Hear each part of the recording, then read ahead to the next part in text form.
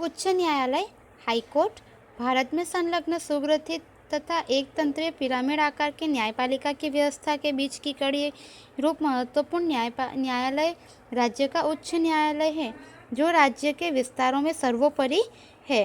प्रत्येक इकाई राज्य में एक उच्च न्यायालय की व्यवस्था का उल्लेख संविधान में किया गया है। दो या दो से अधिक राज्यों के लिए एक सामान्य उच्च न्यायालय की रचना करने की सत्ता राष्ट्रपति के पास है। सर्वप्रथम 1862 में ब्रिटिश शासन में मुंबई, कोलकाता तथा चेन्नई जैसे प्रदेशों में उच्च न्यायालय की स्थापना की गई थी।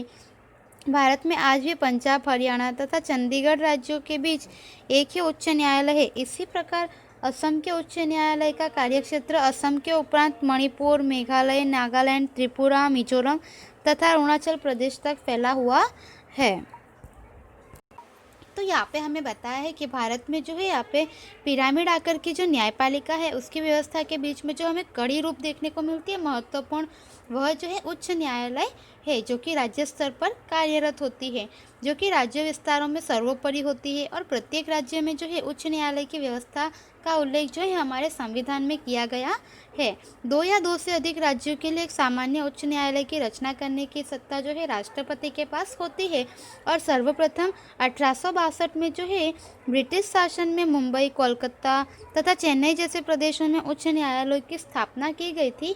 भारत में आज भी जो है पंजाब, हरियाणा तथा चंडीगढ़ राज्यों के बीच में जो है ऐसे एक ही उच्च न्यायालय की व्यवस्था की गई है। इसी प्रकार से असम के उच्च न्यायालय का कार्यक्षेत्र जो है वह भी असम के उपरांत मणिपुर, मेघालय, नागालैंड, त्रिपुरा, मिजोरम तथा अरुणाचल प्रदेश सभी के बीच में जो है यहाँ पे एक ही रचना। उच्च न्यायालय के मुख्य न्यायाधीश की नियुक्ति राष्ट्रपति सर्वोच्च न्यायालय के मुख्य न्यायाधीश तथा संबंधित राज्य के राज्यपाल के विचार विमर्श करके करता है। और अन्य न्यायाधीशों की नियुक्ति के समय उच्च न्यायालय के मुख्य न्यायाधीश के साथ विचार विमर्श किया जाता है। वास्तव में राष्ट्रपति अर्थात प्रधानमंत्री तथा मंत्रिमंडल की सलाह के अनुसार व्यवहार करने वाला राष्ट्रपति अभिप्रेत होता है, जिससे प्रधानमंत्री और मुख्यमंत्री के साथ विचार विमर्श के अनुसार उच्च न्यायालय के न्यायाधीशों की नियुक्ति होती है। तो यहाँ पे हमें बताया कि उच्च न्यायालय के जो मुख्य न्यायाधीश है उनकी नियुक्ति जो है सर्वोच्च न्यायालय के मुख्य न्यायाधीश तथा राष्ट्रपति जो है उनसे संबंधित राज्य के जो राज्यपाल होते हैं उनके साथ विचार विमर्श करके मुख्य न्यायाधीशों की नियुक्ति करते हैं। और अन्य जो न्यायाधीश है उनकी नियुक्ति के लिए उच्च न्यायालय के जो मुख्य न्यायाधीश है उनके साथ विचार विमर्श किया जाता है।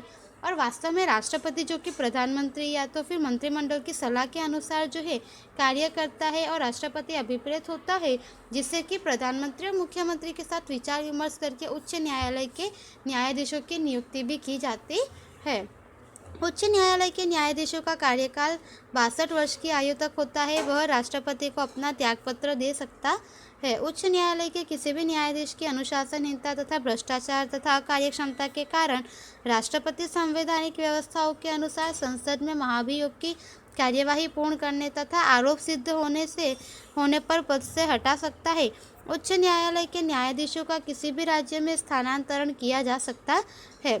सभी उच्च न्यायालय के न्यायाधीशों की संख्या एक समान नहीं होती है। राष्ट्रपति को आवश्यक लगे तो वह ऐसे मामलों की संख्या तथा कामकाज के बोझ को ध्यान में रखते हुए 2 वर्ष के लिए एडहॉक के आधार पर उच्च न्यायालय के अतिरिक्त कार्यकारी न्यायाधीशों की नियुक्ति भी कर सकता है। और सर्वोच्च न्यायालय तथा उच्च न्यायालय का कामकाज अंग्रेजी भाषा में होता है, लेकिन अगर किसी राज्य की विधानसभा अपने राज्य की भाषा में जो उस राज्य में है उसमें तथा उच्च न्यायालय अपना कामकाज कर सकता है, ऐसा प्रस्ताव पारित करे तो राज्य के उच्च न्यायालय में उस राज्य की भाषा में कामकाज किया जा सकता है।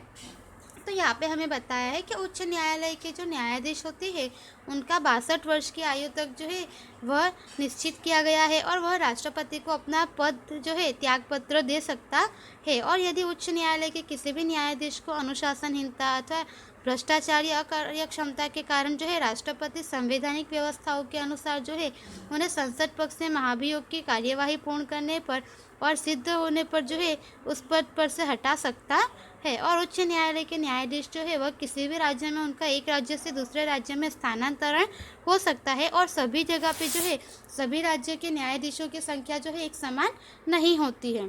और यहाँ पे जो है न्यायाधीशों की नियुक्ति जो है वह की जाती है और न्यायाधीश जो है उच्च न्यायालय का कामकाज जो है अंग्रेजी भाषा में होता है। लेकिन यदि कोई राज्य अगर ऐसा जो है राज्य की विधानसभा जो है ऐसा यहाँ पे प्रस्ताव पारित करे कि उस राज्य की जो भाषा है उस राज्य में उस भाषा में कामकाज हो, कार्यक्रम हो, तो जो है वहाँ पे ऐसा प्रस्ताव पारित करने के बाद जो है उस राज्य के उच्च न्यायालय के जो है उस राज्य की भाषा के कामकाज किया जा सकता है। योग्यताएं, तो आगे जो है हमें योग्यताओं के विषय में बताया गया है। योग्यताएं और संवैधानिक प्रावधानों के अनुसार उच्च न्यायालय के न्यायाधीशों के लिए भारत का नागरिक होना चाहिए वह व्यक्ति, और भारत के राज्यों में स्थित किसी भी निचली अदालत में कम से कम 10 वर्ष तक न्यायाधीश के रूप में कार्य का अनुभव होना चाहिए। उसके बाद यहाँ पे बताया गया है कि भारत के किसी भी राज्य की निचली अदालत में जो है उस व्यक्ति का 10 वर्ष तक न्यायाधीश के रूप में अनुभव होना चाहिए। उसके बाद यहाँ पे हमें बताया कि उच्च न्यायालय में कम से कम 10 वर्ष तक उसे वकालत का अनुभव होना चाहिए, और राष्ट्रपति की दृष्टि में जो है वह न्यायविद, संविधान का विशेषज्ञ तथा कानूनविद होना चाहिए, और उसकी उम्र जो है 62 वर्ष से कम होनी चाहिए। उसके बाद यहाँ पे हमें बताया कि उच्च न्यायालय के न्यायाधीश के रूप में नियुक्ति व्यक्ति को अपना पद ग्रहण करने से पूर्व राज्य के राज्यपाल अथवा इस संदर्भ में नियुक्ति किसी व्यक्ति के समक्ष पद और गोपनीयता की शपथ लेना होता है और प्रतिज्ञा पत्र पर हस्ताक्षर करना होता है। तो यहाँ पे हमें बताया कि जैसे सर्वोच्च न्यायालय में होता है उसी तरह से यहाँ पे जो है उच्च न्यायालय में न्यायाधीश के रूप में नियुक्त होने से पहले इस व्यक्ति को जो है उस राज्य के राज्यपाल अथवा उससे संदर्भ में नियुक्त किसी व्यक्ति के समक्ष जो है अपने पद की गोपनीयता की शपथ लेना होता है और प्रतिज्ञा पत्र पर हस्ताक्षर करना होता है। इसके बाद में यहाँ पे बताया गया है उच्च न्यायालय के अधिकार क्षेत्र। उच्च न्यायालय के सत्ता तथा कार्य क्षेत्र को निम्नलिखित 4 भागों में बांटा जा सकता है। मूलभूत अधिकार क्षेत्र, उच्च न्यायालय के नागरिकों को मूलभूत अधिकार के उल्लंघन, भंग के बदले में कोई व्यक्ति, सत्ता समूह या सरकार के विरुद्ध आदेश, हुक्म अथवा परमादेश, बंदी प्रत्यक्षीकरण यानी कि हेबियस कॉर्पस जैसे आज्ञापत्रों को जारी करने की सत्ता प्राप्त होती है, और कंपनी संबंधी विवाह, तलाक तथा भरण पोषण संबंधित विवाद पर निर्णय देने की सत्ता उच्च न्यायालय को प्राप्त है। न्यायालय का अपमान, जमीन महसूल तथा उसको वसूलने के संबंधित विवाद, जमीन संपादन और मुआवजा संबंधी दावों के मुकदमे की सुनवाई जो है वह उच्च न्यायालय करता है। सभी दीवानी और फौजदारी मामलों में निचली अदालतों के द्वारा दिए गए निर्णयों के विरुद्ध की गई रीट याचिकाओं और चुनावों को चुनौती देने वाली अर्जियों, कानूनों को चुनौती देने वाली याचिकाओं तथा प्रवेश परीक्षा की अवस्थाओं को चुनौती देने वाली पिटीशन उच्च न्यायालय में की जा सकती है। तो यहाँ पे हमें बताया कि उच्च न्यायालय में जो है नागरिकों के मूलभूत अधिकारों को भंग करने के बदले यदि कोई व्यक्ति भंग करे, सत्ता समूह या सरकार के विरुद्ध आदेश देना होता है, हुक्म करना होता है तथा परमादेश देना होता है, ऐसे आज्ञा पत्र जो है वह जारी करने की सत्ता जो है यह उच्च न्यायालय को होती है। उसके बाद में कंपनी के संबंधित विवाद, तलाक वगैरह से संबंधित जो यहाँ पे विवाद होते हैं उनकी जो है निर्णय देने की सत्ता उच्च न्यायालय को प्राप्त होती है, और न्यायालय का अपमान, जमीन महसूल तथा उसको वसूल करने से संबंधित विवाद वगैरह जो है उसके संबंध में जो है न्याय देने की सत्ता भी उच्च न्यायालय को होती है। उसके बाद विवाद संबंधी अपील अधिकार क्षेत्र। उच्च न्यायालय के कार्य क्षेत्र में राज्य में स्थित निचली अदालतों के निर्णयों के विरुद्ध उच्च न्यायालय में अपील की जा सकती है। इस अपील को क्षेत्राधिकार कहते हैं। तो यहाँ पे हमें बताया कि उच्च न्यायालय के कार्य क्षेत्र में जो राज्य में स्थित निचली अदालतों में जो निर्णय दिया गया है, यदि व्यक्ति कोई जो है उससे वह जो है संतुष्ट नहीं है तो वह उच्च न्यायालय में अपील कर सकते हैं, और इस अपील को जो है क्षेत्राधिकार कहा जाता है। उच्च न्यायालय अपने अधीनस्थ न्यायालयों या ट्रिब्यूनल्स के फैसलों के विरुद्ध अपील को स्वीकार कर उस पर सुनवाई करता है। जिले के फौजदारी न्यायालय यानी कि सस्पेंशन और कोर्ट या न्यायाधीश जब आरोपी को उसके गुनाह के बदले 4 साल से अधिक की सज़ा सुनाई हो तो उस फैसले को विरुद्ध पक्षकार उच्च न्यायालय में अपील कर सकता है। सेशंस कोर्ट ने अपने आरोपी को अपने अधीन फौजदारी न्यायालय के फैसले के विरुद्ध हत्या के आरोप में मृत्युदंड की सजा सुनाई हो और उसके विरुद्ध उच्च न्यायालय में अपील हो सकती है।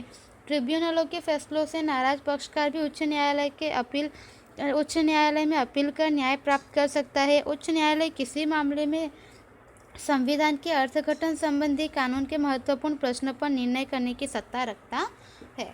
तो यहाँ पे हमें बताया कि उच्च न्यायालय के कार्यक्षेत्र में जो है राज्य में स्थित निचली अदालतों के निर्णयों के विरुद्ध में यदि कोई अपील करनी हो तो वह उच्च न्यायालय कर सकता है और इसे जो है अपील क्षेत्राधिकार कहते हैं। उच्च न्यायालय अपने अधीनस्थ न्यायालयों या ट्रिब्यूनल्स के फैसलों के विरुद्ध जो है अपील को स्वीकार कर उस पर सुनवाई करता है। जैसे कि फौजदारी न्यायालय वगैरह जो है उसमें यदि किसी व्यक्ति को कोई निर्णय दिया गया है जिससे वह व्यक्ति संतुष्ट नहीं है तो वह जो है यहाँ पे जाकर जो है अपील कर सकता है और इसकी सुनवाई जो है यहाँ पे होती है। उसके बाद में यहाँ पे हमें बताया गया है प्रशासनिक अधिकार क्षेत्र। प्रत्येक उच्च न्यायालय को जिस राज्य या प्रदेश में उसका अधिकार होता है उस प्रदेश की सभी न्यायालयों तथा न्याय आयोगों यानी ट्रिब्यूनल्स पर देखरेख करने की तथा कार्यवाही का नियमन करवाने की सत्ता प्राप्त है। उच्च न्यायालय आवश्यकता पड़ने पर ऐसे न्यायालयों के पास से केस पेपर्स तथा अन्य आवश्यक कागजात मंगवाकर केस चलाने की सत्ता रखता है और अपने अधीनस्थ न्यायालयों के व्यवहार और कानून का नियमन करने के लिए सामान्य नियमों का निर्माण कर सकता है। उच्च न्यायालय विविध प्रकार के फीस का मापदंड तथा नमूना निश्चित करता है। तो यहाँ पे हमें बताया कि प्रत्येक उच्च न्यायालय को जिस राज्य या प्रदेश में उसका अधिकार होता है उस प्रदेश के सभी न्यायालयों तथा जो ट्रिब्यूनल्स है उन पर देखरेख करने की कार्यवाही का नियमन करने की जो सत्ता है वह उसे प्राप्त होती है। और उच्च न्यायालय जो है आवश्यकता पड़ने पर ऐसे न्यायालय के पास से केस पेपर्स तथा अन्य जो कागजात होते हैं वह जरूरी कागजात मंगवाकर केस चलाने की सत्ता भी रखते हैं। अपने अधीन जो न्यायालय है उनमें व्यवहार और कानून का नियमन करने के लिए जो है सामान्य नियमों का निर्माण भी उच्च न्यायालय कर सकता है और उच्च न्यायालय जो है विविध प्रकार की जो फीस वगैरह होती है उस फीस का मापदंड तथा नमूना निश्चित कर सकता है। विविध प्रावधान संविधान के साथ सुसंगत होने चाहिए। अधीनस्थ न्यायालय को उसका हिसाब किताब तथा उसका विवरण किस तरह करना है उसके संबंध में उच्च न्यायालय मार्गदर्शन देता है। और उच्च न्यायालय यानी कि नजीरी अदालत जो है कोर्ट ऑफ रिकॉर्ड्स का स्थान रखता है। उच्च न्यायालय स्वयं दिए गए फैसलों निर्णयों को योग्य और व्यवस्थित रूप से संग्रहित करके उसे प्रकाशित करने का कार्य करता है। ये फैसले या निर्णय अधीनस्थ न्यायालयों के लिए अंतिम गिने जाते हैं तथा भविष्य में अन्य मुकदमों के निर्णय लेने के लिए मार्गदर्शक बनते हैं। वकील किसी मुकदमे में पक्ष या विरोध में दलीलों में इन फैसलों या निर्णयों को संदर्भ के रूप में उपयोग करते हैं। ऐसे अदालतों को अपने तिरस्कार के बदले सजा देने की सत्ता प्राप्त होती है। गुजरात का उच्च न्यायालय सरखेज गांधीनगर हाईवे 16 अहमदाबाद में स्थित है। तो यहाँ पे हमें बताया कि उच्च न्यायालय जो है नजीरी अदालत का स्थान भी रखता है। उच्च न्यायालय ने स्वयं दिए गए जो फैसले निर्णय वगैरह जो है वह जो है प्रकाशित करने का कार्य भी करता है और ऐसे जो फैसले होते हैं वे निर्णय जो है अधीनस्थ उनके जो न्यायालय है उनके लिए वे अंतिम निर्णय गिने जाते हैं और भविष्य में ऐसे अन्य मुकदमों पर जो है निर्णय लेने के लिए ऐसे फैसले मार्गदर्शक बनते हैं। और वकील जो है किसी मुकदमे में पक्ष या विरुद्ध में जो है इन फैसलों के संदर्भ के रूप में इनका उपयोग भी कर सकते हैं। ऐसी अदालतों को अपने तिरस्कार के जो है कोई व्यक्ति इनका कोई तिरस्कार करे तो वह सजा देने की सत्ता भी उच्च न्यायालय को प्राप्त होती है। और गुजरात का जो उच्च न्यायालय है वह सरखेज गांधीनगर हाईवे 16 अहमदाबाद में है। उसके बाद में यहाँ हमें बताया कि अधीनस्थ निचले न्यायालय राज्यों के उच्च न्यायालय के देखरेख तथा नियमन अंतर्गत अधीनस्थ जिला तथा तालुका न्यायालय, फास्ट ट्रैक कोर्ट और पोटा न्यायालय, ट्रिब्यूनल तथा अनेक विशेष न्यायालय है। प्रत्येक राज्य को प्रशासनिक इकाई जिला में विभाजित किया गया है जिसमें दीवानी, फौजदारी तथा महसूली न्यायालय का समावेश होता है। तो यहाँ पे हमें बताया कि राज्यों के उच्च न्यायालय के देखरेख तथा नियमन के अंतर्गत जो है अधीनस्थ कई न्यायालयों का भी यहाँ पे समावेश किया गया है जिसमें जो अलग अलग कार्यभार सौंपा गया है।